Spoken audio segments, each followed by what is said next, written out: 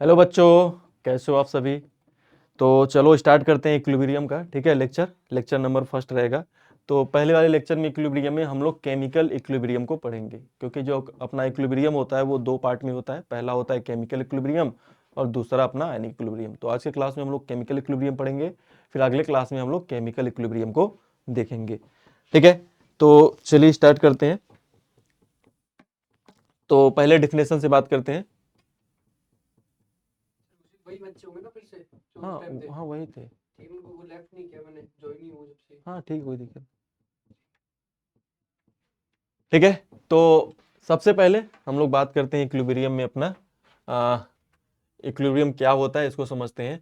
तो equilibrium represent the state of A reaction in which the properties like temperature, pressure and concentration of the system do not change, do not show change with the passes of time। ठीक है, तो equilibrium में क्या होता है अपना, equilibrium condition पे क्या होता है कि जैसे अपना टेम्परेचर होता है, कॉन्सेंट्रेशन होता है, प्रेशर होता है सिस्टम का, वो चेंज नहीं होता। टाइम के बीतने के साथ साथ टाइम जैसे जैसे आगे बढ़ेगा वहां पे उसमें कोई चेंज देखने को नहीं मिलता है। कॉन्सेंट्रेशन भी कांस्टेंट रहेगा, बोले तो प्रेशर भी कांस्टेंट रहेगा और टेम्परेचर भी कांस्टेंट रहेगा। तो एट इक्विलिब्रियम पे, ठीक है। तो होता क्या है कि जैसे ये अपना ए है, बी के साथ रिएक्शन कर रहा है और क्या बना रहा है अपना सी और डी बना रहा है। ठीक, तो आफ्टर सम टाइम क्या होगा, ए और बी रिएक्ट करते रहेगा तो सी और डी बनता रहेगा। लेकिन कुछ समय बाद क्या होगा कि यहां पर जो सी डी होगा ये फर्दर एक दूसरे के साथ रिएक्शन करके कन्वर्ट होने लगेंगे किसमें, ए से बी में। तो ए और बी इधर रिएक्शन करके सी और डी में कन्वर्ट होगा, फिर से वही सी और डी रिएक्शन करके फिर से कन्वर्ट हो जाएगा अपना ए और बी में। सो यहां पर एक मोमेंट ऐसा आता है कि जब यहां पर जो रेट होता है फॉरवर्ड का और जो रेट होता है बैकवर्ड का ये इक्वल हो जाता है। Rate of forward equal to में क्या हो जाता है, रेट ऑफ बैकवर्ड रिएक्शन। तो ऐसे मोमेंट पे बोलते हैं कि अब हमारा जो रिएक्शन है वो इक्विलिब्रियम पे पहुंच गया है। ठीक है, अब यहां पर अपना इक्विलिब्रियम कंडीशन पे पहुंच गया है। ओके, अच्छा, इक्विलिब्रियम कंडीशन पे कॉन्सेंट्रेशन में टाइम के साथ चेंज तो नहीं होगा, रिएक्टेंट और प्रोडक्ट के कॉन्सेंट्रेशन में टाइम के साथ चेंज नहीं होगा। लेकिन ऐसा नहीं है कि इक्विलिब्रियम पे रिएक्टेंट और प्रोडक्ट के कॉन्सेंट्रेशन इक्वल हो जाते हैं।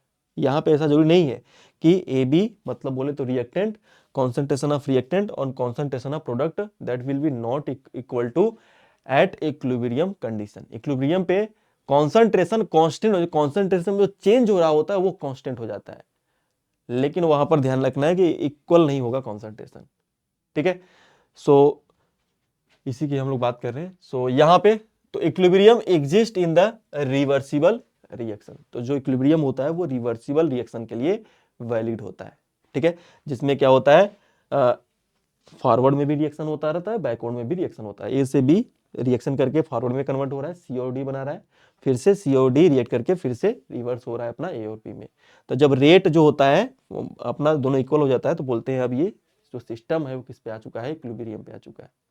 ठीक है, तो फिजिकल यहां पे there are two type of equilibrium. एक होता है अपना फिजिकल इक्विलिब्रियम, जिसको फिजिकल इक्विलिब्रियम में क्या होगा, क्या लिखा हुआ है, if the opposing process involve only the physical change. तो जो अपना अपोजिंग प्रोसेस हो रहा है, जैसे यहां पर ए से बी में कन्वर्ट हो रहा है, फिर बी से सी में आ रहा है, सी और डी फिर से ए से बी में आ रहा है, तो यहां पर जो अपोजिंग प्रोसेस है उसमें फिजिकल चेंज हो रहा है केवल, उसमें केमिकल चेंज नहीं हो रहा है, केवल फिजिकल चेंज हो रहा है। तो जैसे कि लिक्विड से सॉलिड, सॉलिड से फिर लिक्विड, लिक्विड से सॉलिड, सॉलिड से फिर लिक्विड। तो ये जो इक्विलिब्रियम है इसको हम लोग फिजिकल इक्विलिब्रियम बोलते हैं, जिसमें केवल फिजिकल चेंज देखने को मिलता है। Equilibrium is called physical equilibrium. जैसे सॉलिड कन्वर्ट हो रहा है लिक्विड में, फिर सॉलिड से लिक्विड में, लिक्विड से सॉलिड में, लिक्विड से गैस में, गैस से फिर लिक्विड में, सॉलिड से गैस में, गैस से लिक्विड में, सॉलिड से सॉल्यूशन में, सॉल्यूशन से सॉलिड में, गैस से सॉल्यूशन में, सॉल्यूशन से गैस में। तो यहाँ पे जो इक्विलिब्रियम है वो फेज इक्विलिब्रियम है, वो फिजिकल इक्विलिब्रियम। इसमें केवल इसमें कोई केमिकल कंपोजिशन चेंज नहीं हो रहा है, ऐसा नहीं हो रहा है कुछ नया केमिकल प्रोडक्ट बन रहा है। यहाँ पे केमिकल कंपोजिशन वही है, केवल फिजिकल स्टेट चेंज हो रहा है। ठीक है, सो इसको फिजिकल इक्विलिब्रियम बोलते हैं। दूसरा आता है chemical equilibrium. So if the opposing process involve only the chemical change. तो अगर आपका अपोजिंग प्रोसेस में कोई केमिकल चेंज हो रहा है, बोले तो कोई नया सब्सटेंस का फॉर्मेशन हो रहा है, तो हम लोग बोलेंगे कि वहां पे अपना क्या हो रहा है, केमिकल इक्विलिब्रियम देखने को मिल रहा है। जैसे कि नाइट्रोजन गैस ऑक्सीजन गैस के साथ रिएक्शन करके अमोनिया गैस का फॉर्मेशन कर रहा है, यहाँ पर NH3 गैस का फॉर्मेशन हो रहा है। ठीक है, सो ये तो फॉरवर्ड हो गया, और वहीं बैकवर्ड में फिर से जो अमोनिया हो रहा है वो डिकम्पोज हो रहा है किसमें, नाइट्रोजन गैस में और ऑक्सीजन गैस और हाइड्रोजन गैस में। सो यहाँ पर अपना इसको बोलेंगे यहाँ पे केमिकल चेंज हो रहा है, तो ये अपना एक केमिकल इक्विलिब्रियम है। उसी प्रकार से यहाँ पर अपना जो, अच्छा ध्यान रखना है कि ये जो इक्विलिब्रियम होते हैं केमिकल इक्विलिब्रियम, ये हमेशा एक क्लोज कंटेनर में होना चाहिए, क्योंकि अगर आप क्लोज कंटेनर नहीं लोगे तो अगर अपने रिएक्शन मिक्सर में कोई गैसियस सब्सटेंस बन रहा है तो वो तो इवोपोरेट हो जाएगा। अगर कोई गैसियस सब्सटेंस बनेगा तो वो इवोपोरेट हो जाएगा, अगर वो बाहर स्केप्ड हो जाएगा। सो ऐसे केस में क्या होगा, इक्विलिब्रियम डिसबैलेंस हो जाएगा, इक्विलिब्रियम मेंटेन नहीं हो पाएगा। इक्विलिब्रियम मेंटेन होने के लिए कंटेनर क्लोज होना चाहिए, क्लोज कंटेनर होना चाहिए। तो जैसे ये अपना कैल्शियम कार्बोनेट हो गया, इसको हीट करेंगे तो ये कैल्शियम ऑक्साइड और कैल्शियम और कार्बन डाइऑक्साइड में टूट जाएगा, तो फिर से ये रिवर्स होगा, ये अपना बैकवर्ड हो जाएगा, ये फॉरवर्ड हो जाएगा। सो ये अगर क्लोज कंटेनर में नहीं करेंगे तो इसमें से तो कार्बन डाइऑक्साइड गैस क्या होगा, बाहर निकल जाएगा, तो केवल रिएक्शन मिक्सर में क्या बचेगा, अपना कैल्शियम कार्बोनेट और CO बचेगा, तो ये फिर रिवर्स नहीं हो पाएगा। तो इस वजह से रिएक्शन क्लोज कंटेनर में होना चाहिए। तो अब हम लोग पढ़ते हैं जो इक्विलिब्रियम होता है वो अपना जो रिएक्शंस होते हैं दो टाइप के होते हैं, एक होता है अपना रिवर्सिबल रिएक्शन और दूसरा होता है इरिवर्सिबल रिएक्शन। तो इक्विलिब्रियम में हम लोग रिवर्सिबल रिएक्शन का स्टडी करते हैं। So a reaction which take place not only in a forward direction but also in backward direction. तो बोल रहा है कि ऐसा reaction which take place only one direction, तो इसमें क्या होता है, जो अपना रिएक्शन होता है वो सिंगल डायरेक्शन में, एक ही डायरेक्शन में मूव करता है। ठीक है, so take place only in a single direction but also in the backward direction under the same condition is called as the reversible reaction. तो रिवर्सिबल रिएक्शन में फॉरवर्ड और बैकवर्ड दोनों रिएक्शन होते रहते हैं। ठीक, so it is represented by the putting a double arrow. तो जो रिवर्सिबल रिएक्शन होते हैं इसको हम लोग इस तरीके से डबल एरो से रिप्रेजेंट करते हैं। ठीक है, between the reactant and product. So जैसे यहाँ पर नाइट्रोजन हाइड्रोजन गैस के साथ रिएक्शन कर रहा है और अमोनिया गैस बना रहा है, तो ये फॉरवर्ड में कन्वर्ट हो रहा है, फिर से डिकम्पोज होकर ये नाइट्रोजन गैस में कन्वर्ट हो रहा है, तो ये बैकवर्ड रिएक्शन हो गया। तो फॉरवर्ड बैकवर्ड दोनों रिएक्शन जहां पे होते रहते हैं उसको रिवर्सिबल रिएक्शन बोलते हैं, और रिवर्सिबल रिएक्शन को हम लोग डबल एरो से रिप्रेजेंट करते हैं। ठीक है, उसी तरीके से जैसे यहाँ पर ये एग्जांपल हो गया, कैल्शियम कार्बोनेट का हीट करोगे तो इसमें कन्वर्ट हो जाएगा, फिर से ये अपना इसमें आ जाएगा, तो इस तरीके से ये प्रोसेस चलता रहेगा। तो ये अपना रिवर्सिबल रिएक्शन का एग्जांपल हो गया।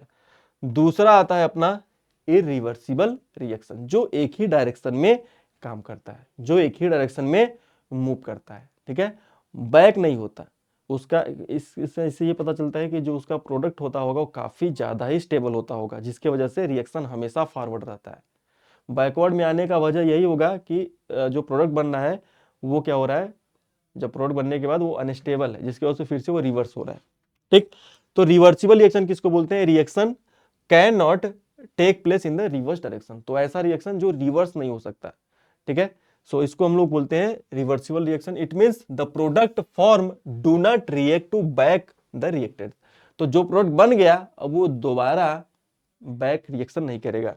जैसे कि A प्लस B रिएक्शन किया और C प्लस D बन गया, अब ये काफी स्टेबल है तो ये रिवर्स नहीं आएगा, ये रिवर्स करके फिर से A और B का फॉर्मेशन नहीं करेगा। तो ये वन ही डायरेक्शन में, एक ही डायरेक्शन में वर्क करता रहेगा। तो इस टाइप के जो रिएक्शंस होते हैं उसको हम लोग क्या बोलते हैं, reversible reaction, called the irreversible reaction. क्या बोलते हैं, irreversible reaction. So it is represented by putting single arrow. तो हमेशा इरिवर्सिबल रिएक्शन को सिंगल एरो से रिप्रेजेंट करते हैं between the reactant and product, pointing from the reactant to product. इस तरीके से मैग्नीशियम जैसे ऑक्सीजन के साथ रिएक्शन करेगा तो मैग्नीशियम ऑक्साइड बनाएगा, काफी स्टेबल है, तो यहाँ पर ये डायरेक्शन देखने को मिलेगा। तो वहीं पे अगर ग्राफ की बात करें हम लोग रिवर्सिबल और इरिवर्सिबल के लिए, तो अगर रिवर्सिबल में हम लोग कॉन्सेंट्रेशन और टाइम के बीच में ग्राफ प्लॉट करें तो कुछ इस तरीके का ग्राफ देखने को मिलेगा। क्यों? क्योंकि यहां पर देखो जो अपना रिएक्टेंट होता है और प्रोडक्ट होता है उनके बीच में क्या होता है, रिएक्टेंट और प्रोडक्ट के बीच में इक्विलिब्रियम स्टेब्लिश रहता है। तो कुछ समय जैसे कि यहाँ पे कॉन्सेंट्रेशन बढ़ता जाएगा प्रोडक्ट का। जैसे मानो जब रिएक्शन आगे बढ़ेगा, शुरू में जब रिएक्शन प्रोसीड होगा, सो कॉन्सेंट्रेशन जो होगा रिएक्टेंट का वो घटता जाएगा, तो रिएक्टेंट ऑफ कॉन्सेंट्रेशन डिक्रीज करता जाएगा, ठीक। और वहीं पर जैसे जैसे कॉन्सेंट्रेशन ऑफ रिएक्टेंट घटेगा तो कॉन्सेंट्रेशन ऑफ प्रोडक्ट उसी रेट से बढ़ता जाएगा, ठीक है। अब क्या होगा कि कुछ एक पॉइंट ऐसा आएगा, एक टाइम ऐसा आएगा कि दोनों का अब इक्विलिब्रियम जैसे अचीव होगा, अब उस समय पे दोनों का जो कॉन्सेंट्रेशन में जो चेंज हो रहा था अब वो क्या हो जाएगा, कांस्टेंट। अब कॉन्सेंट्रेशन में कोई चेंज नहीं होगा, कॉन्सेंट्रेशन क्या हो जाएगा, कांस्टेंट हो जाएगा। कॉन्सेंट्रेशन जो चेंज हो रहा था टाइम के साथ अब वो क्या हो जाएगा, कांस्टेंट हो जाएगा, क्योंकि रिएक्टेंट से प्रोडक्ट से रिएक्टेंट में भी कन्वर्जन स्टार्ट हो गया। सो ऐसे केस में क्या होगा, देखिए यहां पर ये जो ग्राफ है वो कांस्टेंट हो गया। क्या हो गया, कांस्टेंट हो गया। क्यों? क्योंकि जो चेंज इन कॉन्सेंट्रेशन था विद टाइम वो क्या हो गया, कांस्टेंट हो गया। बट ऐसा नहीं बोलना है कि यहां पर दोनों का कॉन्सेंट्रेशन इक्वल नहीं होगा, ऐसा नहीं है कि दोनों टच कर जाएगा, नहीं, यहां पे कॉन्सेंट्रेशन इक्वल नहीं होगा। यहां पे change in concentration with time वो क्या हो जाएगा, कांस्टेंट हो जाएगा। वहीं पे इरिवर्सिबल में क्या होगा कि रिएक्टेंट का कॉन्सेंट्रेशन घटता जाएगा, लगातार घटता जाएगा, और वहीं पे लगातार प्रोडक्ट का फॉर्मेशन होता जाएगा। तो इस तरीके का ग्राफ हमको देखने को मिलेगा किसमें, अपना इरिवर्सिबल रिएक्शन में, ठीक है। तो ये रिवर्सिबल रिएक्शन ग्राफ हो गया और ये इरिवर्सिबल रिएक्शन का ग्राफ हो गया, ठीक।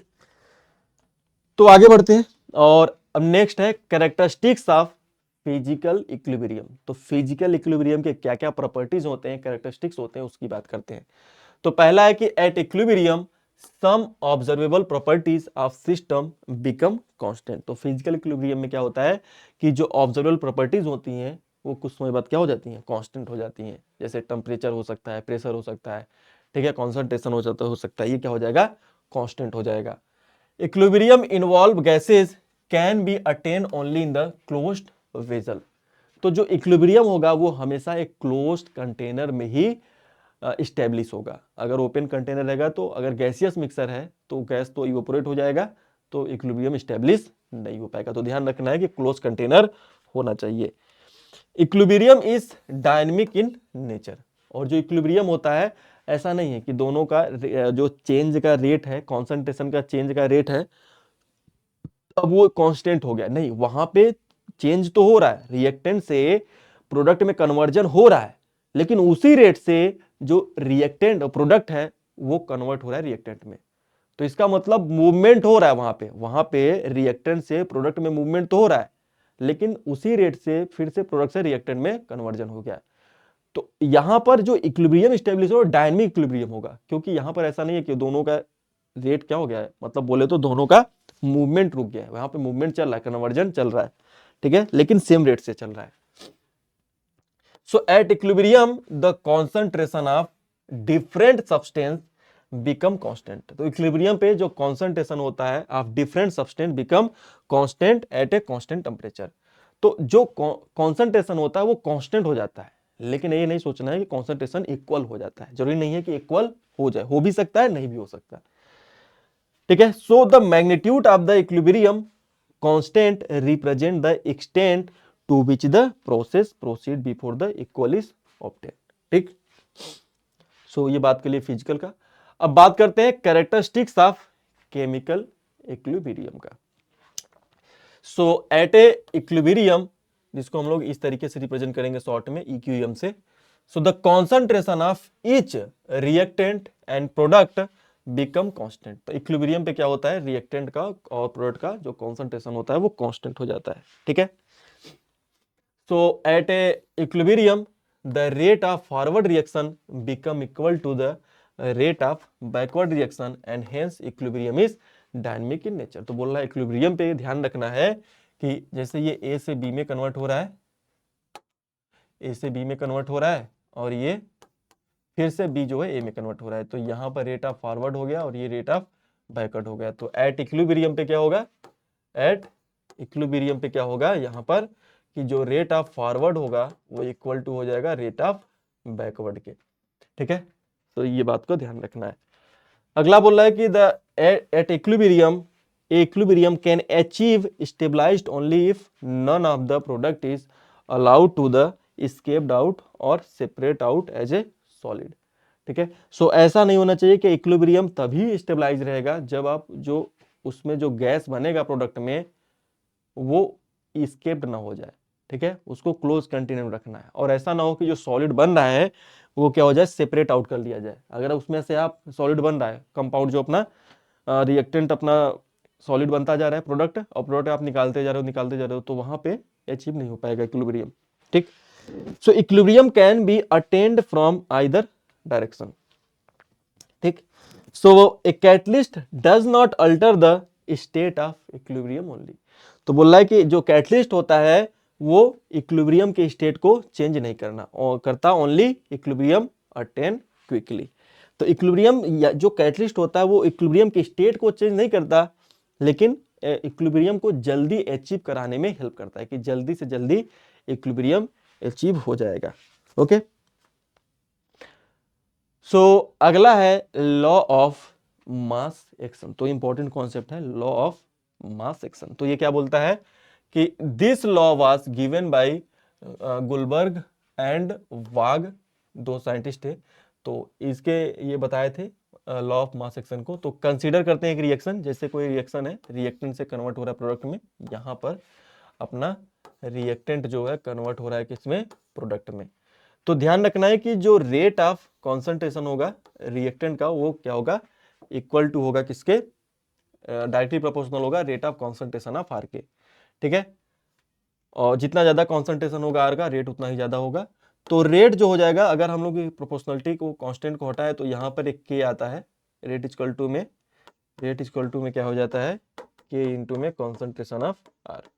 ठीक है, सो यहाँ पे जो के है इसको बोलते हैं के इज द रेट कांस्टेंट, या इसी को वेलोसिटी कांस्टेंट बोला जाता है। So it state that follow the rate of the reaction is proportional to the active mass of the reactant. तो कोई भी रिएक्शन हो उसका हम लोग इस तरीके से रेट लिख सकते हैं। जैसे मैं यहाँ पे लिखता हूँ, एक रिएक्शन हो रहा है अपना, जैसे यहाँ पे इसका स्टोइकियोमेट्रिक कोएफिशिएंट ए है और ये बी में कन्वर्ट हो रहा है। ठीक है, प्रोडक्ट में, इसको मैं प्रोडक्ट में लिख देता हूँ। ठीक, तो इसका अगर मैं रेट लिखूं तो क्या हो जाएगा, रेट कांस्टेंट के, और ये हो जाएगा कॉन्सेंट्रेशन ऑफ ए के पावर में, जो स्टोइकियोमेट्रिक कोएफिशिएंट रहेगा इसको पावर में लिख देंगे। ओके, और वहीं पर इस तरीके से लिख सकते हैं। बाकी इसको जैसे कि यहाँ पर मैं इसको अगर बी दिखा देता हूँ, अगर मैं इसको यहाँ पर कोएफिशिएंट बी लिख देता हूँ, और ये तो हो गया फॉरवर्ड डायरेक्शन में। अगर वहीं पर इक्विलिब्रियम अटेन हो गया है तो हम लोग फॉरवर्ड और बैकवर्ड के लिए अलग अलग रेट लिख सकते हैं। तो जैसे मैं इसके लिए लिखता हूँ, रेट क्या होगा, आर फॉरवर्ड के लिए, तो इसको मैं आर एफ लिख सकता हूँ। आर एफ इक्वल टू में क्या लिख सकता हूँ, के, यहाँ पे क्या हो जाएगा, कॉन्सेंट्रेशन ऑफ ए के पावर ए। तो इसको मैं के एफ लिख देता हूँ, rate constant for forward reaction. वहीं पे मैं रेट ऑफ बैकवर्ड रिएक्शन का, बैकवर्ड रिएक्शन में ये रिएक्टेंट बन जाएगा, बैकवर्ड रिएक्शन की बात करेंगे तो। सो यहाँ पर इसको मैं बोलता हूँ के बी, बैकवर्ड रिएक्शन के लिए रेट कांस्टेंट के बी हो गया। सो यहाँ पे हो जाएगा बी के पावर बी।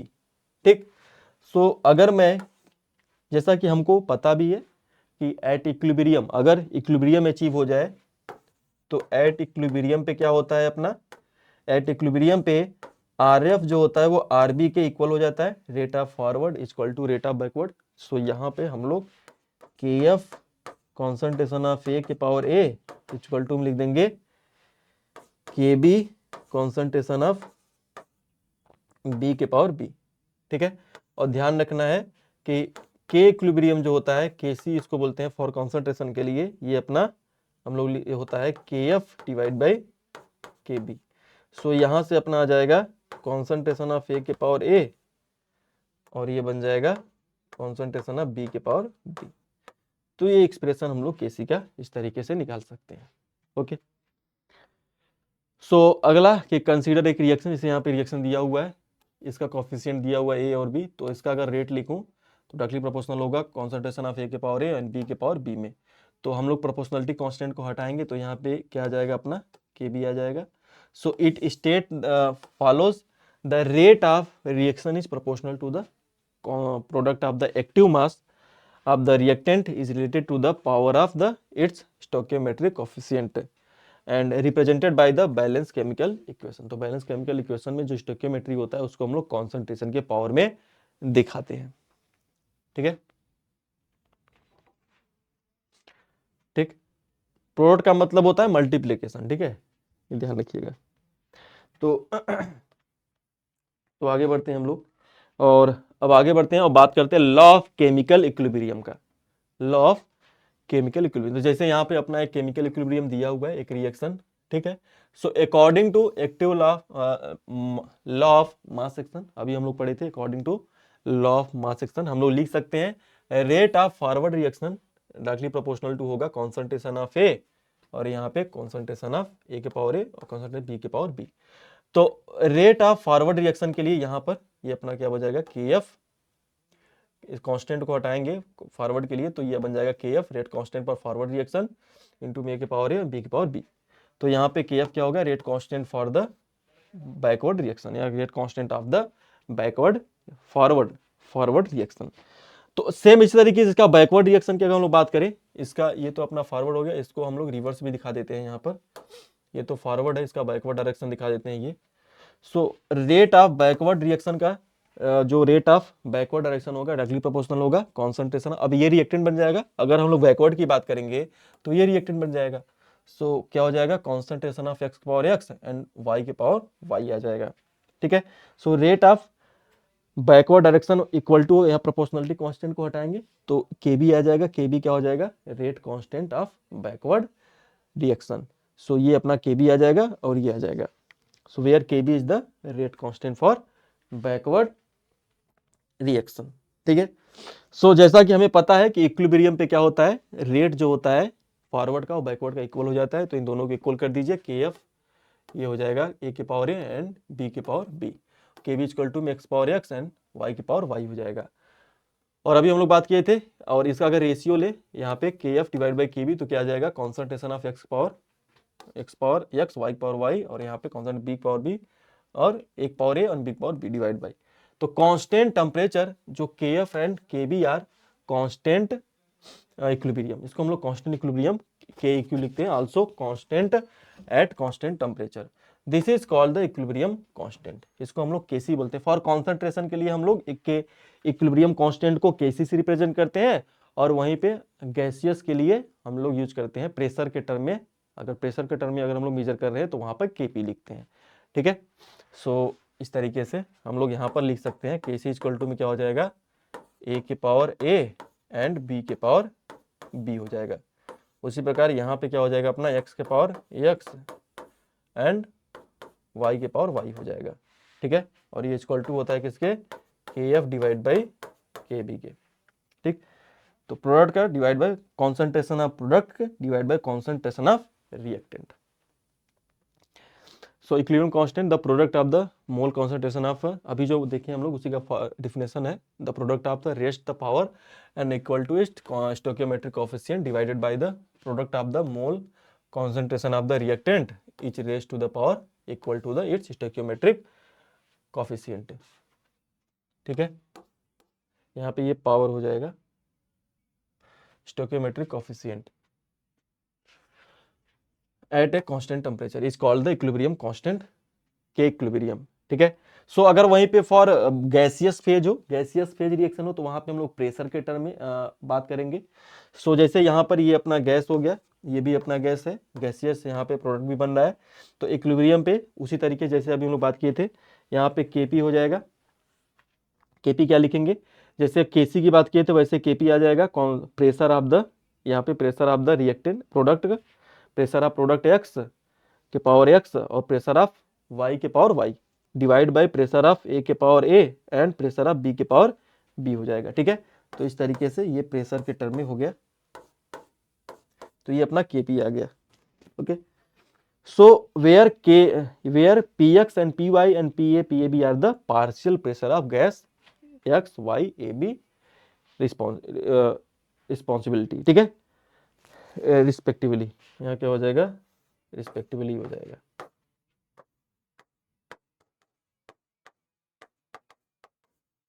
ठीक है।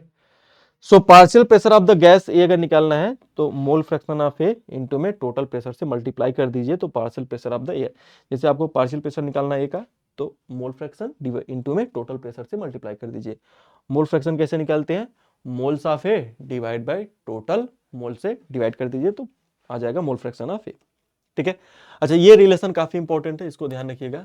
तो ये अपना केपी एंड केसी के बीच का रिलेशन, यहाँ पे केसी कर दीजिए। ठीक है, केपी एंड केसी के बीच का रिलेशन। तो कंसीडर ए फेज यहाँ पे दिया हुआ है।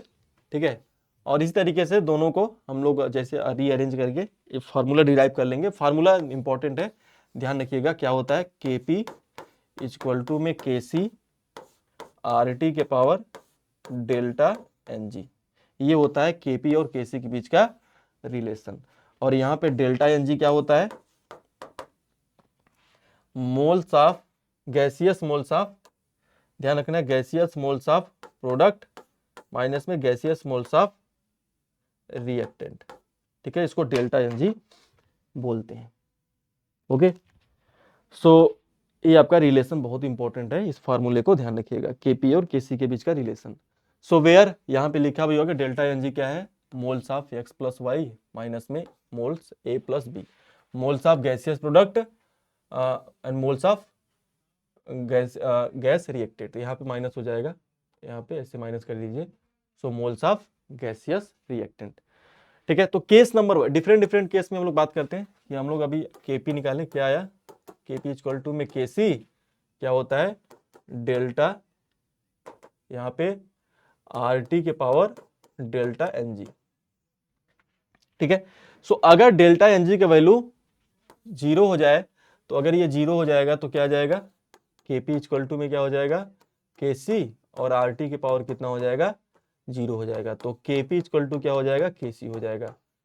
ठीक है, तो यहाँ पे जैसे ये देखिए, यहाँ पर केपी क्या हो जाएगा, केसी की इक्वल हो जाएगा। जैसे ये एग्जांपल हो गया इसका, यहाँ पे अगर आप इसका इस रिएक्शन का डेल्टा एनजी निकालोगे तो कितना आएगा, तो गैसियस मोल्स ऑफ प्रोडक्ट कितने हैं, 1 और 1, तो 2 हो गया, और इधर रिएक्टेंट में 2 है, तो 2 माइनस 2 कितना आ जाएगा, 0 आ जाएगा। तो डेल्टा एनजी क्या हो गया, 0 हो गया।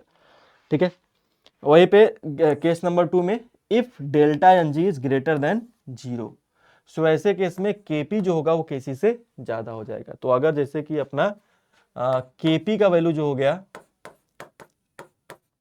केसी, और ये आरटी के पावर ये वैल्यू क्या हो गया,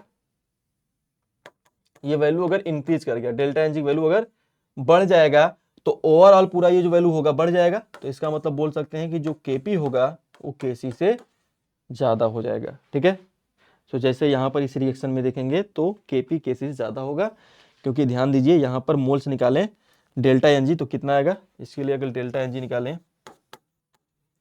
तो gaseous moles of product 4 minus में 2 कितना आ जाएगा, 2। तो इस तरीके से डेल्टा एनजी ग्रेटर देन 0 है तो केपी ग्रेटर देन केसी। वहीं पर अगर डेल्टा एनजी क्या है, लेस देन 0 है, तो ऐसे केस में केपी लेस देन केसी हो जाएगा, जैसे यहाँ पर दिया गया है। क्यों, क्योंकि अगर हम लोग देखें यहाँ पर कि जो केपी होता है equal to K C R T के पावर माइनस यहाँ हो जाएगा, लेस देन 0 हो जाएगा। तो अगर वैल्यू ऊपर पावर में घटेगा तो ओवरऑल पूरा वैल्यू क्या होगा, घट जाएगा। तो केपी का वैल्यू जो आएगा ओवरऑल पूरा घट जाएगा। सो केसी ज्यादा हो जाएगा फिर केपी से। ठीक है, इस तरीके से ध्यान रखना है।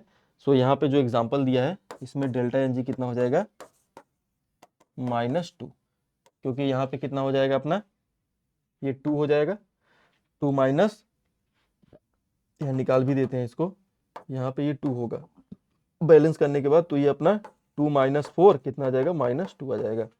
ठीक है, तो इस तरीके से केपी और केपी के बीच का रिलेशन निकाल सकते हैं। ठीक है, अगला बात करते हैं क्या है, कैरेक्टरिस्टिक्स ऑफ द इक्विलिब्रियम की बात करें तो यहाँ पे the value of the equilibrium constant for the particular reaction is always constant, so depending on only upon the temperature reaction is the independent of the concentration and the reactant. तो क्या बोल रहा है कि जो वैल्यू होता है equilibrium constant का वो हर एक पर्टिकुलर रिएक्शन के लिए क्या होता है, कांस्टेंट होता है। ठीक है, depending only upon the temperature of the reaction, जो कि हमेशा रिएक्शन के टेम्परेचर पे डिपेंड करता है, and independent of the concentration, और कॉन्सेंट्रेशन क्या होता है, इंडिपेंडेंट होता है रिएक्टेंट के। तो अगला बोला है कि the reaction if the reaction is reverse then the value of K equilibrium is the reverse. तो जो के इक्विलिब्रियम का वैल्यू रहेगा वो भी रिवर्स हो जाएगा। ठीक है, जैसे इसको एग्जांपल से समझते हैं। ठीक है, जैसे कि इसको एग्जांपल समझते हैं, जैसे कि अपना एक रिएक्शन हो रहा है ए से बी में, इसका के इक्विलिब्रियम K1 है, इसका जो इक्विलिब्रियम कांस्टेंट है वो क्या है, K1 है, या इसको मैं Kc बोल देता हूं, कॉन्सेंट्रेशन टर्म बात करेंगे तो Kc हो जाएगा। अब अगर मैं इस रिएक्शन को, अच्छा इसका मैं Kc लिखूंगा तो क्या हो जाएगा, concentration of product divide by concentration of reactant.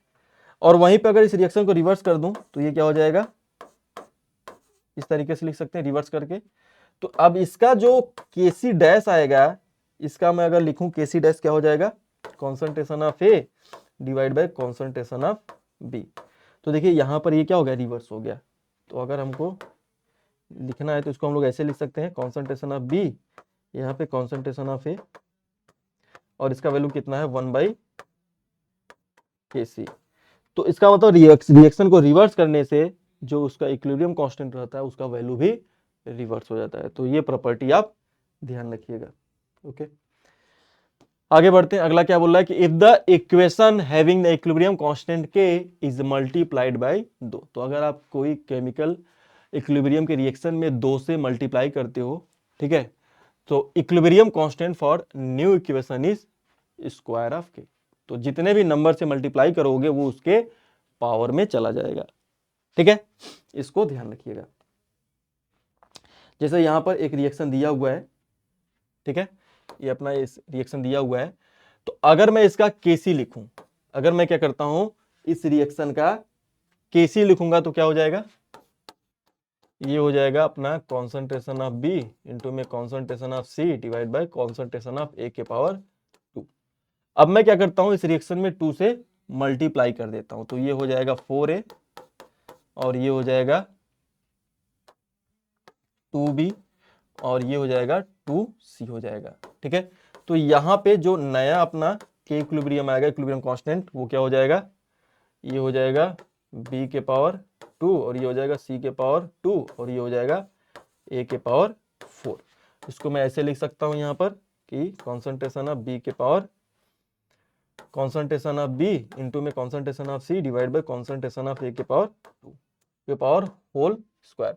अब ये वैल्यू देखिए मैच कर रहा है, तो यहाँ पर जो अपना Kc होगा वो क्या हो जाएगा, Kc डैश जो होगा वो Kc का होल स्क्वायर हो जाएगा। तो अगर किसी नंबर से मल्टीप्लाई करोगे तो वो पावर में चला जाएगा। ठीक है, तो यहाँ पे पावर में चला गया। तो इस प्रॉपर्टी को ध्यान रखिएगा। ठीक, अगला क्या बोल रहा है कि the equation is divided by 1/2। अगर आप किसी इक्वेशन को 1/2 से डिवाइड करते हो, कोई भी नंबर हो, यहाँ पे एग्जांपल लिया गया है 2 से, तो equilibrium constant for the new equation is square root हो जाएगा, तो वो रूट में हो जाएगा। तो सिंपल सी बात है, अगर आप 1/2 से मल्टीप्लाई कर दो बोले तो वो क्या हो जाएगा, पावर में 1/2 हो जाएगा, that is the square root हो जाएगा। ठीक है, सो उसी चीज को यहाँ पे बताया गया है। जैसे ये अपना हो गया, सो इसका रेट कांस्टेंट के लिखा, तो इसमें हम लोग क्या किए 1/2 से मल्टीप्लाई कर दिए, या बोलिए कि इसमें हम लोग क्या किए 1/2 से डिवाइड कर दिए। सो जो अपना न्यू रेट कांस्टेंट हो जाएगा इसके लिए, इस रिएक्शन के लिए इसको लिख दिया, तो ये पावर में चला गया 1/2, तो ये रूट में चला जाएगा। तो यहाँ 1/2 से बोलिए मल्टीप्लाई कर दिया, अगर मल्टीप्लाई कर दिए तो पावर में चला जाएगा, डिवाइड करेंगे तो डिवाइड हो जाएगा। ठीक है, ये प्रॉपर्टी ध्यान रखिएगा। अगला है कि the value of equilibrium constant is not affected by the action of a catalyst. ठीक है, टू द रिएक्शन, तो एक्शन ऑफ कैटलिस्ट से चेंज नहीं होता। ठीक, अगला है टाइप ऑफ केमिकल इक्विलिब्रियम में होमोजेनियस इक्विलिब्रियम क्या होता है। तो होमोजेनियस इक्विलिब्रियम किसको बोलते हैं, जहां पर जो अपना रिएक्टेंट हो और प्रोडक्ट दोनों का जो फेज होता है वो सेम हो, जो फिजिकल फेज है, फिजिकल स्टेट अगर सभी का सेम है तो बोलेंगे वहां पर होमोजेनियस इक्विलिब्रियम है। So when equilibrium reaction all the reactants and products are present in the same phase, same ही फेज में हो तो उसको होमोजेनियस इक्विलिब्रियम बोलते हैं। जैसे यहाँ पर देखिए नाइट्रोजन गैस में है और हाइड्रोजन भी गैस में है, अमोनिया भी गैस में है, तो सारे रिएक्टेंट और प्रोडक्ट के जो स्पीसीज हैं सब एक ही फेज में है, तो ये होमोजेनियस इक्विलिब्रियम का एग्जाम्पल हो जाएगा। वहीं पर अगला हम लोग इससे बात करें, ये अपना एस्टिक एसिड हो गया, रिएक्शन कर रहा है वाटर के एल्कोहल के साथ, तो बना रहा है अपना ये एस्टर और वाटर। ठीक है, सो यहाँ पर ध्यान रखना है, अगर मैं इसको बोल देता हूँ गैस में, ये फेज चेंज हो जाएगा तो दिक्कत हो जाएगा। एक्वस में, सॉरी, यहाँ पे ये लिक्विड में रहेगा, तो करने का मतलब है यहाँ पे फेज डिफरेंट हो गया तो ये अपना होमोजीनियस इक्विलिब्रियम नहीं होगा। ठीक है,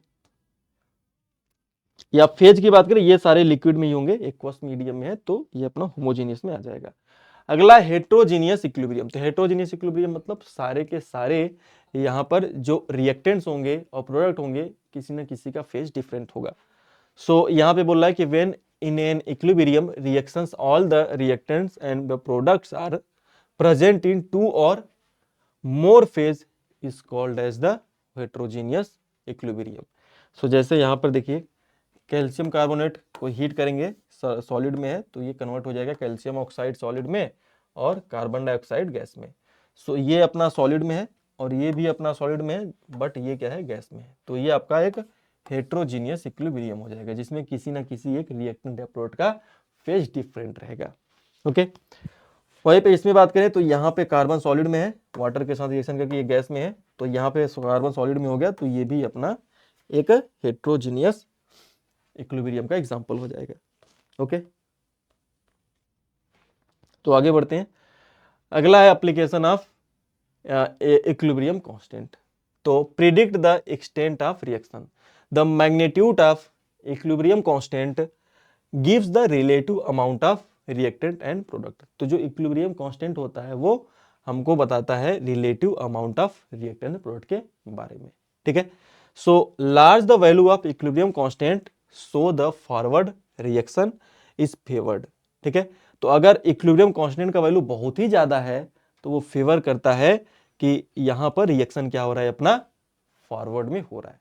ठीक है, so it means concentration of product is much much larger than the reactant. So ऐसे केस में जो रिएक्टेंट का प्रोडक्ट का जो कॉन्सेंट्रेशन होगा is much much lesser than reactant, क्योंकि रिएक्शन हमेशा आगे बढ़ता जा रहा है।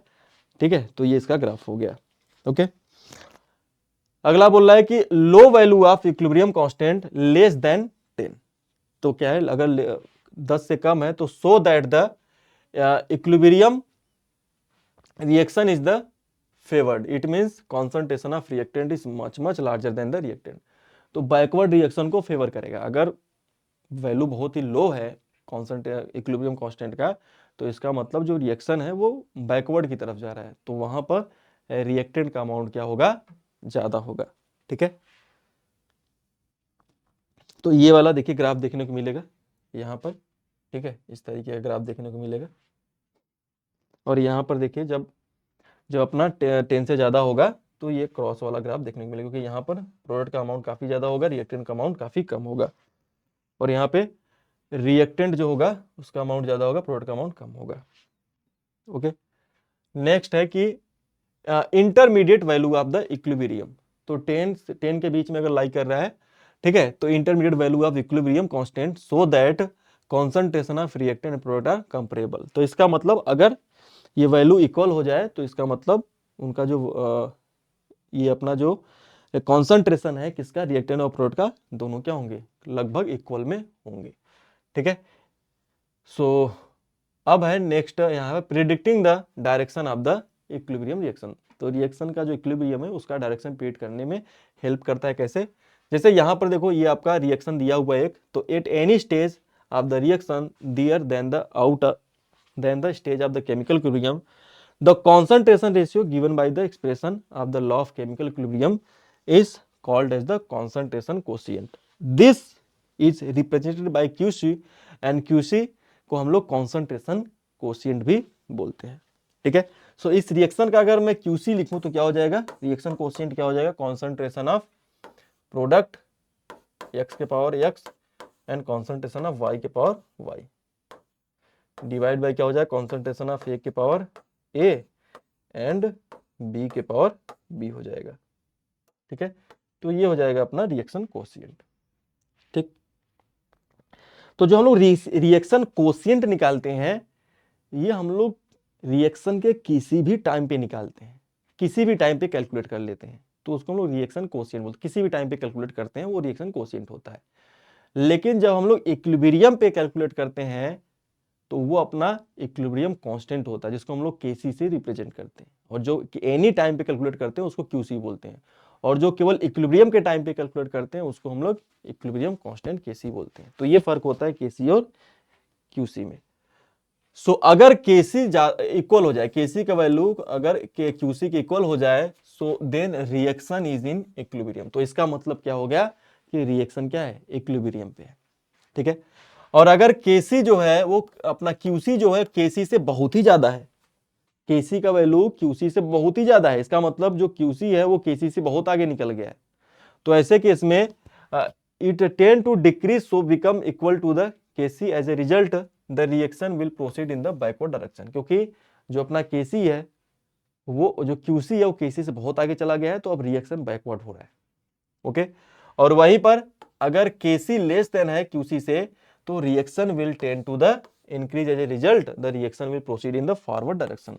तो अगर अपना केसी क्या हो जाए, लेस देन हो, बहुत ही कम हो, अभी तो शुरू ही हुआ है, तो केसी है, क्यूसी जो है केसी से बहुत ही कम है, तो ऐसे केस में रिएक्शन अब आगे की ओर जाएगा, फॉरवर्ड में बढ़ेगा। ठीक है, तो इसको ध्यान रखना है। तो फैक्टर अफेक्टिंग द इक्विलिब्रियम की बात करते हैं, कौन कौन से फैक्टर्स हैं जो इक्विलिब्रियम को अफेक्ट करते हैं। तो पहला है अपना change of the concentration of reactant and product. तो कॉन्सेंट्रेशन रिएक्टेंट प्रोडक्ट का चेंज होने से इक्विलिब्रियम का जो डायरेक्शन होता है वो चेंज होता है, वो आगे पीछे मूव करता है, खत्म नहीं हो जाएगा, वो आगे पीछे मूव करेगा, फॉरवर्ड की ओर, बैकवर्ड की ओर। ठीक है। So change in temperature, temperature के चेंज करने, क्योंकि देखो हम लोग ये कंडीशन जब चेंज करेंगे, कॉन्सेंट्रेशन, टेम्परेचर, प्रेशर, तो फिर से एक न्यू इक्विलिब्रियम स्टेब्लिश होगा। क्योंकि अगर आप कॉन्सेंट्रेशन को चेंज कर दिए, टेम्परेचर को चेंज कर दोगे, प्रेशर को चेंज कर दोगे, तो रिएक्शन फिर से क्या करेगा, अपने आप को रीस्टेब्लिश करने के लिए या तो बैकवर्ड में जाएगा या तो फॉरवर्ड में जाएगा इक्विलिब्रियम। ठीक है। तो अपने को आप क्या करेगा, वो रीस्टेब्लिश करेगा दोबारा से। और change of the pressure, pressure के चेंज करने से। और नेक्स्ट है एडिशन ऑफ कैटलिस्ट से भी इक्विलिब्रियम अफेक्टेड होता है। तो addition of catalyst, the addition of catalyst यहां पे अफेक्ट नहीं होता, कैटलिस्ट है, addition of catalyst does not disturb the equilibrium, however it helps in the attainment of the equilibrium quickly. तो जो अपना कैटलिस्ट होता है वो कभी भी इक्विलिब्रियम को चेंज नहीं करता, वो इक्विलिब्रियम को जल्दी से पाने में हेल्प करता है, क्विकली। और एडिशन ऑफ इनर्ट गैस, तो आप जैसे इनर्ट गैस ऐड करते हैं, जैसे कि नियॉन हो गया, हीलियम हो गया, ठीक है, आर्गन हो गया, ठीक है, आर्गन हो गया। So addition of inert gases at constant volume has no effect on stage of equilibrium. So बोल रहा है कि एडिशन ऑफ इनर्ट गैस से क्या होगा, volume has no effect on stage of equilibrium whereas the constant pressure, thus the equilibrium shift toward the longer no to moles towards larger number of, यहाँ पे होगा larger होगा, ठीक है, यहाँ पे क्या हो जाएगा, larger number of moles of gases। तो बोल रहा है कि अगर आप क्या कर देते हो, इनर्ट गैस ऐड कर देते हो कांस्टेंट वॉल्यूम पे, so no effect on the stage of equilibrium, whereas the at constant pressure पे, अगर वहीं प्रेशर कांस्टेंट हो, सो उस ऐसे केस में अगर आप क्या करते हो, उसमें ऐड करते हो, तो the equilibrium will shift larger number of moles. तो जो इक्विलिब्रियम रहेगा लार्जर नंबर ऑफ मोल्स की तरफ शिफ्ट करेगा। अगर आप क्या करते हो, उसमें ऐड करते हो इनर्ट गैस, तो लार्जर नंबर ऑफ मोल्स की तरफ शिफ्ट करने लगेगा। ठीक है। सो फैक्टर अफेक्टिंग इक्विलिब्रियम में तो ले चेटलियर जो प्रिंसिपल है वो हमको बताते हैं कि रिएक्शन के कंडीशन को चेंज करने पर इक्विलिब्रियम किधर शिफ्ट करता है, इसके बारे में जानकारी देते हैं। ठीक। तो le Chatelier principle, if a system is in equilibrium is subjected to change of the concentration, temperature और pressure, so the equilibrium shift in the direction of that tend to undo the effect of the change imposed. तो simple सा definition ये रहा कि अगर ले चलिए principal ये बताता है कि अगर आप किसी इक्विलिब्रियम के कंडीशन को चेंज करते हो, जैसे टेम्परेचर हो गया, कॉन्सेंट्रेशन हो गया, प्रेशर हो गया, तो रिएक्शन कंडीशन को चेंज करोगे तो इक्विलिब्रियम अपने आप को रीस्टेब्लिश करने के लिए वो अपने आप को क्या करेगा, इक्विलिब्रियम रीस्टेब्लिश करने के लिए या तो फॉरवर्ड में जाएगा या तो बैकवर्ड में मूव करेगा। ठीक है, तो उसी को ले चलिए प्रिंसिपल से समझते हैं। सो पहला है यहाँ पर effect of change of concentration. अगर आप क्या कर देते हो, कॉन्सेंट्रेशन को चेंज कर देते हो, ठीक है, इक्विलिब्रियम पे था, आपने कॉन्सेंट्रेशन चेंज कर दिया। So adding of reactant equilibrium shift in the forward direction. जैसे ये अपना ए इक्विलिब्रियम में है बी के साथ, ठीक है, तो अगर आप क्या करते हो, मोर ज्यादा से ज्यादा रिएक्टेंट ऐड करोगे तो जो रिएक्शन होगा वो फॉरवर्ड की ओर बढ़ने लगेगा। Adding a product equilibrium shift in the backward direction. अब आप क्या करते हो कि यहां पर आप इसमें क्या करते हो, ढेर सारा प्रोडक्ट ऐड करोगे तो ये फिर बैकवर्ड की ओर मूव करने लगेगा। Removal of the reactant. अब आप क्या कर रहे हो, रिएक्टेंट रिमूव करने लगो। अगर आप क्या करो, इसका अमाउंट घटाने लगोगे तो भी रिएक्टेंट क्या होगा, प्रोडक्ट के जो रिएक्टेंट होगा, जो मतलब रिएक्शन बैकवर्ड जाने लगेगा, प्रोडक्ट से रिएक्टेंट की ओर जाने लगेगा। Removal of the product. अगर आप क्या करते हो, प्रोडक्ट का रिमूवल करते हो, यहां से क्या करते हो, प्रोडक्ट रिमूव करते हो, तो अब रिएक्शन क्या होगा, फॉरवर्ड की ओर बढ़ने लगेगा, अपने आप को इक्विलिब्रियम रीस्टेब्लिश करने के लिए। ठीक है, आगे बढ़ते हैं। नेक्स्ट कंडीशन क्या है कि effect of change of temperature, कि टेम्परेचर के चेंज करने से इक्विलिब्रियम पे क्या फर्क पड़ता है। तो for endothermic reaction, endothermic reaction किसको बोलते हैं, जिसमें हीट एब्जॉर्ब होता है, जिसमें हीट क्या होता है, एब्जॉर्ब होता है, ठंडा होता है रिएक्शन, ठीक है, बाहर से हीट क्या करता है, एब्जॉर्ब करता है। तो यहां पर एंडोथर्मिक रिएक्शन में जो डेल्टा एच होता है वो क्या होता है, पॉजिटिव होता है। ठीक है, सो यहां पे अगर डेल्टा एच क्या है, एंडोथर्मिक है, तो डेल्टा एच क्या होगा, पॉजिटिव होगा इक्विलिब्रियम में, रिएक्टेंट प्रोडक्ट में। सो with increase in temperature equilibrium shift in the forward direction. तो अगर अपना रिएक्शन एंडोथर्मिक है, उसको क्या चाहिए, उसको और भी हीट चाहिए। अगर आप बाहर से उसको एनर्जी दोगे, हीट दोगे, बड़ा खुश होगा और फॉरवर्ड में बढ़ जाएगा। लेकिन वहीं पर अगर आप क्या करते हो, decrease in the temperature equilibrium shift in backward direction. लेकिन अगर वो एंडोथर्मिक था और उसको हीट चाहिए था और आपने क्या कर दिया, हीट निकाल दिया, टेम्परेचर घटा दिया, सो रिएक्शन क्या होने लगेगा, बैकवर्ड होने लगेगा। ठीक है, वहीं पे बात करें अगर एक्सोथर्मिक रिएक्शन में, तो रिएक्टेंट और प्रोडक्ट इक्विलिब्रियम पे है, तो अपना सिंपल सा बात है कि एक्सोथर्मिक में डेल्टा एच क्या होता है, नेगेटिव होता है। So with increase in temperature equilibrium shift in the backward direction. So अगर आप क्या करते हो, यहाँ पे टेम्परेचर इंक्रीज करोगे तो equilibrium shift in the backward direction में शिफ्ट करने लगेगा। क्यों, क्योंकि आपका क्या था, ये पहले से ही क्या हो रहा था, हीट रिलीज कर रहा, जो रिएक्शन हो रहा था वो पहले से हीट रिलीज कर रहा था, और आपने बाहर से और भी ज्यादा टेम्परेचर देकर हीट बढ़ा दिया, जरूरत था नहीं, तो आप टेम्परेचर बढ़ाओगे तो रिएक्शन फिर बैकवर्ड हो जाएगा।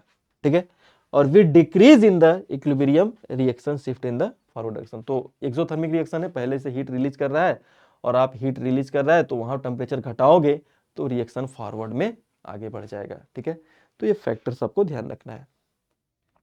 अगला है चेंज ऑफ प्रेशर, कि प्रेशर को चेंज करने पर इक्विलिब्रियम किधर शिफ्ट होता है। ठीक है, so with increase of the pressure equilibrium shift in the less number of gas. तो जैसे कि यहां पर ये ए है, बी के साथ रिएक्शन कर रहा है और सी और डी बना रहा है, इक्विलिब्रियम में भी है। ठीक है, इसके ए मोल है, इसके बी मोल है, इसके सी मोल है, इसके डी मोल है। ठीक है, तो बोल रहा है कि with increase of pressure equilibrium shift in the toward the less number of molecules. तो अब बोल रहा है कि अगर आप क्या करते हो, जैसे यहां पे नंबर ले लेते हैं तो ज्यादा ठीक रहेगा। जैसे यहां पे मैं ले लेता हूं कि 2A रिएक्ट विथ 3B, ये गैस में है, ये भी गैस में है। ठीक है, इक्विलिब्रियम में है ये, यहां पे लिख देता हूं 4C and 5D, ये भी गैस में है और ये भी गैस में है। तो बोल रहा है कि with increase in the pressure, अगर आप प्रेशर बढ़ा देते हो, ये सब गैस में है, तो equilibrium shift in the less number of moles. अब इधर देखो कितने मोल्स हैं, इधर 5 मोल्स हैं टोटल, 2 और 3, इधर कितने हैं 9 मोल्स हैं। तो अगर आप टेम्परेचर बढ़ाओगे तो रिएक्शन उसकी तरफ मूव करेगा जिधर less number of moles present होंगे। इधर लेस नंबर ऑफ मोल्स है तो ये वाला जो रिएक्शन होगा ये बैकवर्ड में आने लगेगा टेम्परेचर के बढ़ाने पर।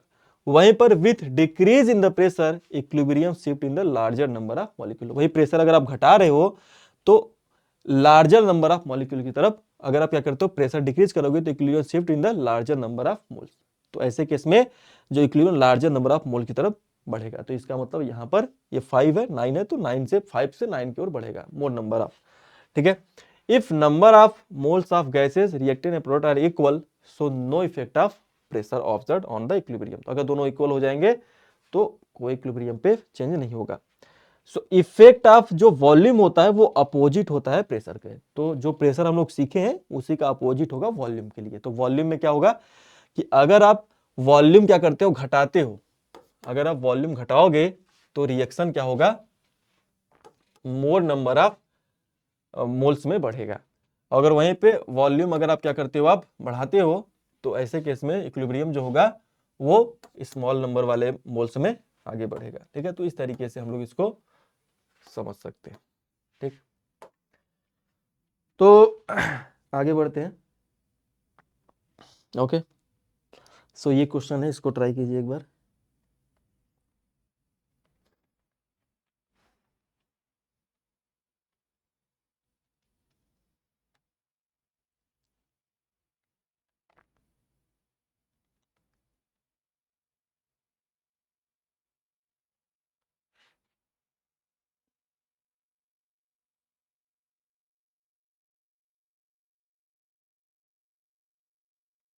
ठीक है,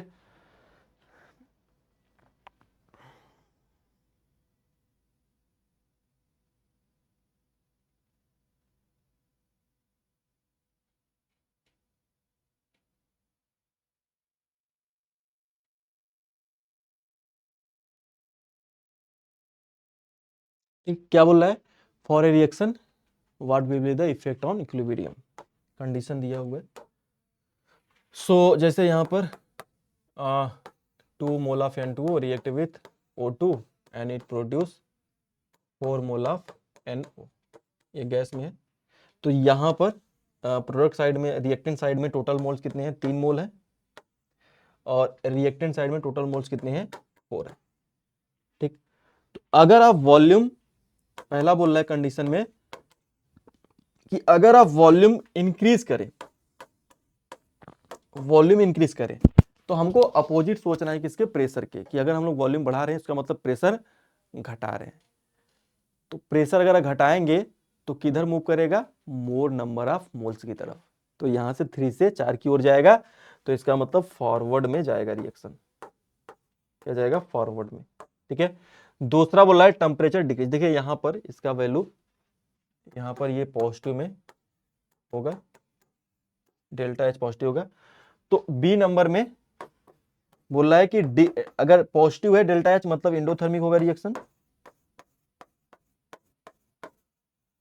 एंडोथर्मिक होगा रिएक्शन।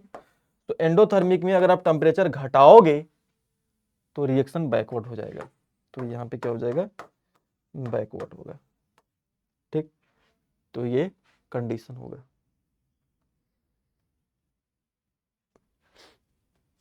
ठीक है, तो अगला क्वेश्चन ट्राई कीजिए, ये 2025 में ही आया था।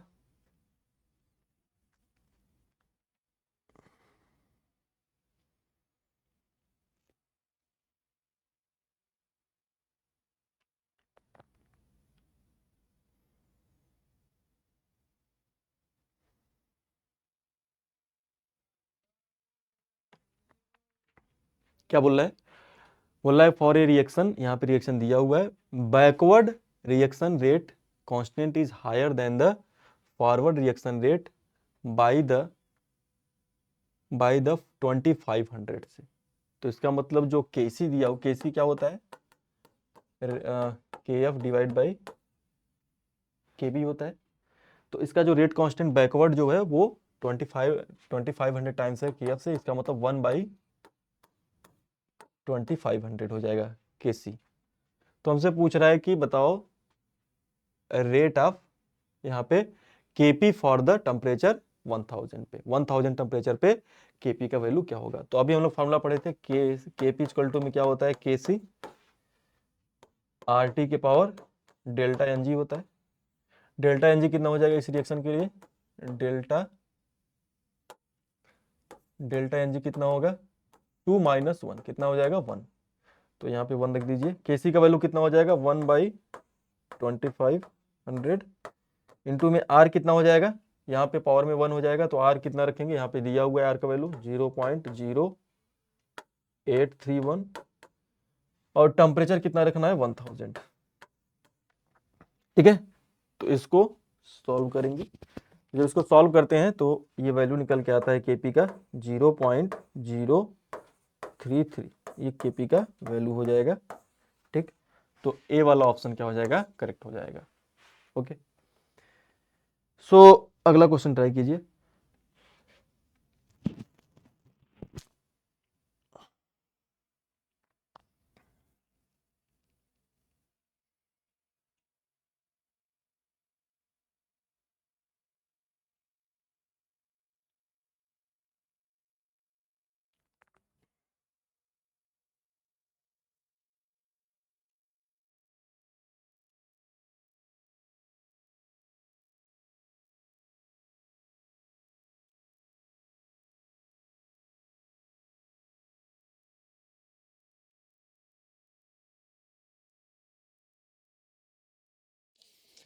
ठीक है, क्या बोल रहा है यहाँ पर, 2025 में ही आया था आपका क्वेश्चन। बोला हायर यील्ड ऑफ NO, इसका हायर यील्ड करना है मतलब रिएक्शन को फॉरवर्ड करना है, हमें रिएक्शन को क्या करना है, फॉरवर्ड करना है। तो बोल रहा है कि अगर फॉरवर्ड करना है रिएक्शन को तो क्या क्या कंडीशन इसमें से फिट बैठेगा। और यहाँ पर इस रिएक्शन का डेल्टा एच दिया हुआ है जो कि बोल रहा है पॉजिटिव है, मतलब कि रिएक्शन क्या है अपना, एंडोथर्मिक है। ठीक है, कैसा है, एंडोथर्मिक है। तो अगर अपना एंडोथर्मिक रिएक्शन है उसमें अगर आप टेम्परेचर बढ़ाओगे तो रिएक्शन क्या होगा, आगे बढ़ेगा। अभी बात किए थे एंडोथर्मिक रिएक्शन में टेम्परेचर बढ़ाने पर रिएक्शन फॉरवर्ड में मूव करता है। तो पहला वाला जो कंडीशन है बिल्कुल सही है, टेम्परेचर के बढ़ाने पर रिएक्शन क्या हो जाएगा, आगे बढ़ जाएगा। ओके, टेम्परेचर घटाने नहीं होगा, बी वाला नहीं होगा। सी वाला बोलिए, देखिए क्या बोल रहा है, हायर कॉन्सेंट्रेशन ऑफ N2। तो बोल रहा है कि अगर हम लोग N2 का कॉन्सेंट्रेशन बढ़ाएं तो बिल्कुल सही बात है, अगर आप N2 का कॉन्सेंट्रेशन बढ़ाओगे तो रिएक्टेंट जो होगा वो फॉरवर्ड में जाएगा, रिएक्शन जो होगा वो फॉरवर्ड में ज्यादा से ज्यादा मूव करेगा। तो ये कंडीशन भी बिल्कुल सही है, कॉन्सेंट्रेशन अगर आप बढ़ाओगे N2 का तो रिएक्शन फॉरवर्ड में जाएगा। अगला है कि हायर कॉन्सेंट्रेशन ऑफ O2। तो बोल रहा है कि अगर O2 का कॉन्सेंट्रेशन बढ़ा दिया जाए तो बिल्कुल सही बात है, अगर O2 कॉन्सेंट्रेशन आप बढ़ाओगे तो भी रिएक्शन क्या होगा, फॉरवर्ड में मूव करेगा। तो इस तरीके से अपना ए, सी और डी करेक्ट है, तो बी वाला ऑप्शन क्या हो जाएगा, करेक्ट हो जाएगा। ठीक है, और ये आपका नीट 2025 में आया हुआ है। ओके, चलिए आगे बढ़ते हैं, अगला क्वेश्चन ट्राई कीजिए।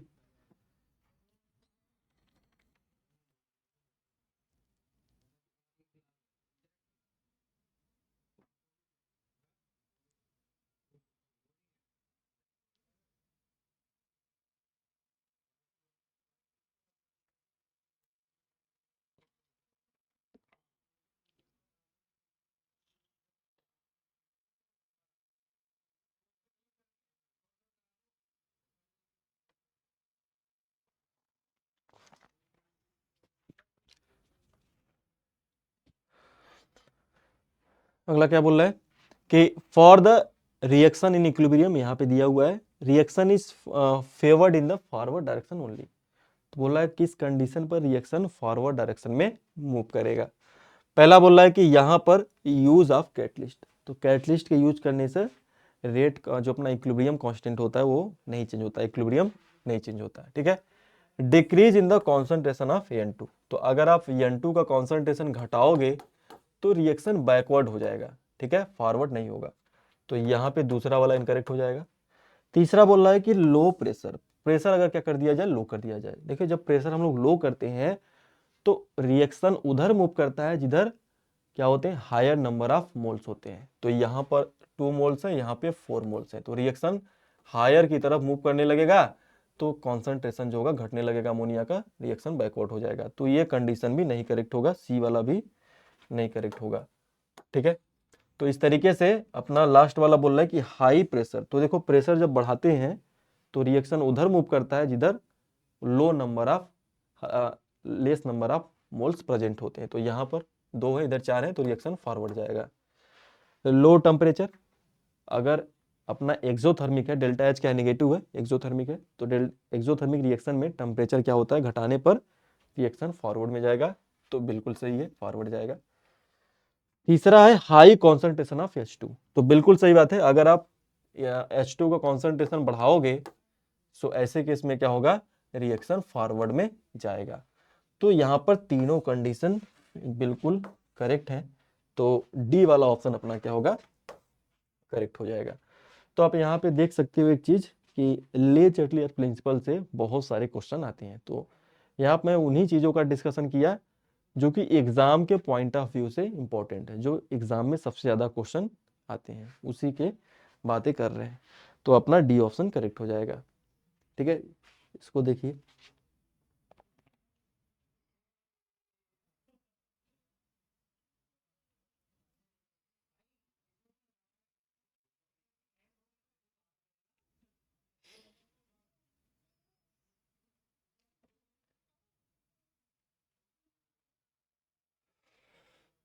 तो यहाँ पे क्या बोल रहा है कि at a given temperature and pressure the equilibrium constant value of the equilibria are given, दिया हुआ है, तो बोला है relation between K1 and K2 क्या हो जाएगा।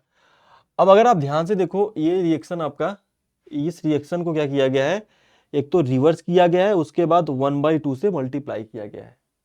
तो अगर आप क्या करते हो, रिएक्शन को रिवर्स करोगे, अगर आप रिएक्शन को रिवर्स करोगे तो जो K2 हो जाएगा वो 1/K1 हो जाएगा। रिएक्शन को रिवर्स करने पर K2 कितना हो जाएगा, 1/K1 हो जाएगा, क्योंकि रिवर्स कर दिए। और अगर आप क्या करते हो, रिएक्शन में 1/2 से मल्टीप्लाई करोगे तो ये पावर में चला जाएगा, ये 1/2 हो जाएगा, तो ये कितना आ जाएगा, 1/√K1 आ जाएगा। तो K2 इक्वल टू हो जाएगा 1/√K1। ठीक है, सो इस तरीके से डी वाला जो ऑप्शन होगा अपना, ये करेक्ट हो जाएगा। ठीक है, तो ये वाला क्वेश्चन ट्राई कीजिए।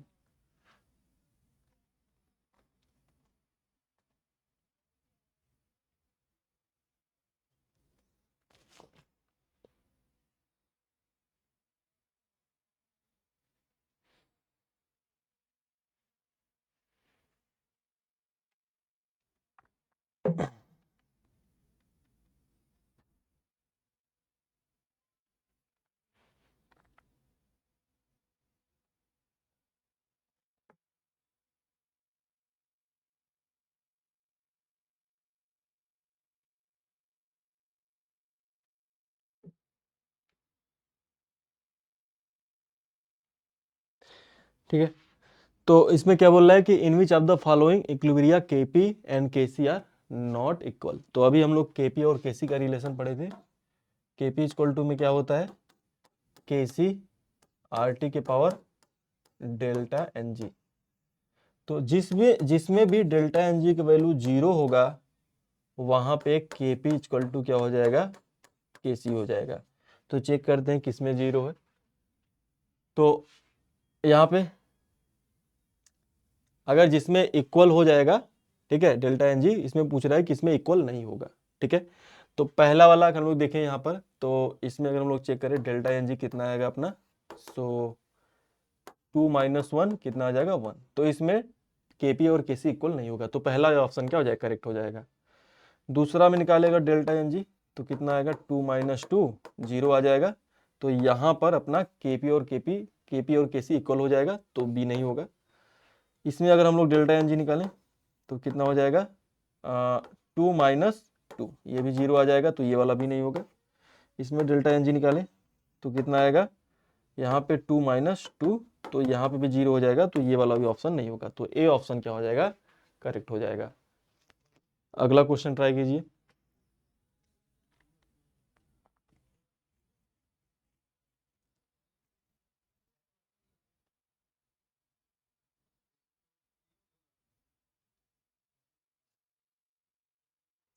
इसमें क्या बोल रहा है कि for a reaction 2A convert हो रहा है B प्लस सी में, Kc वैल्यू दिया हुआ है at a given temperature composition of mixture यहाँ पर दिया हुआ है। तो पूछ रहा है रिएक्शन के बारे में, पूछ रहा है क्या होगा करेक्ट ऑप्शन। तो देखिए हमको यहाँ पर कॉन्सेंट्रेशन दिया हुआ है तो हम लोग Kc निकाल सकते हैं। Kc क्या हो जाएगा, कॉन्सेंट्रेशन ऑफ P इंटू में concentration of C divide by concentration of A के पावर 2। तो वैल्यू रख दीजिए कॉन्सेंट्रेशन का, तो ये हो जाएगा 2 इंटू में 10 के पावर -3, फिर हो जाएगा 2 इंटू में 10 पावर -3 डिवाइड बाई 2 इंटू में 10 के पावर -3। तो यहाँ वैल्यू कट जाएगा, ये कितना आ जाएगा 1 आ जाएगा। तो QC का वैल्यू कितना आ गया 1 आ गया। देख के ही पता चल रहा है कि जो QC है, जो QC है वो Kc से बहुत ही ज्यादा है। Kc से क्या आ गया, बहुत ही ज्यादा है। तो ऐसे केस में जो रिएक्शन होगा वो बैकवर्ड आ जाएगा, बहुत आगे निकल गया है इक्विलिब्रियम से, तो यहाँ पे बैकवर्ड रिएक्शन होगा।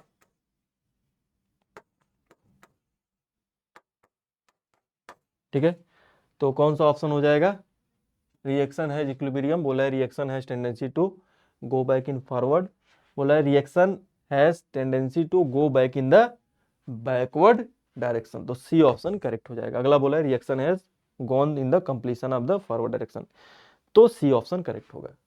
ठीक है, सो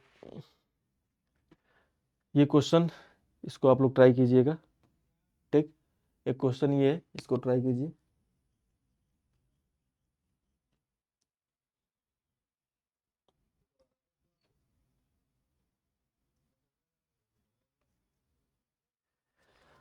इसमें क्या बोल रहा है कि यहाँ पर फॉर एबव रिएक्शन के लिए कांस्टेंट Kc का वैल्यू दिया हुआ है, if the concentration of O2 भी दिया हुआ है, तो पूछ रहा है कि देन कॉन्सेंट्रेशन ऑफ O3 क्या हो जाएगा। तो यहाँ पे हम लोग इसका Kc लिख सकते हैं रिएक्शन का, इस रिएक्शन का, तो क्या हो जाएगा कॉन्सेंट्रेशन ऑफ O3 के पावर 2 और ये हो जाएगा कॉन्सेंट्रेशन ऑफ O2 के पावर 3। तो यहाँ से अपना concentration of O2 equal to में कितना आ जाएगा, Kc इंटू में कॉन्सेंट्रेशन ऑफ O2 के पावर 3। तो Kc की वैल्यू रख दीजिए, कितना है 3 इंटू 10 के पावर -59 इंटू में कॉन्सेंट्रेशन कितना है 0.04 के पावर 3। ठीक है, तो इसको पूरा आप सॉल्व करेंगे। ठीक, और इसका रूट भी लेंगे, इसका रूट लेंगे, तो रूट में ले लेंगे, तो ये 3 इंटू 10 के पावर 59 इंटू में 0.04 के पावर 3।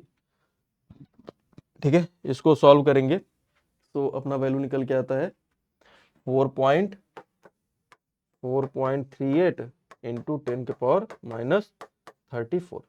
तो ए ऑप्शन क्या हो जाएगा, करेक्ट हो जाएगा। ठीक है, 2022 में आया था आपका। तो एक क्वेश्चन ये है, इसको ट्राई कीजिए।